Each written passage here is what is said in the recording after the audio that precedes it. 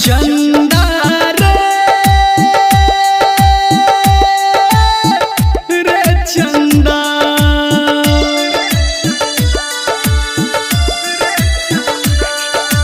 चंदा रे चंदा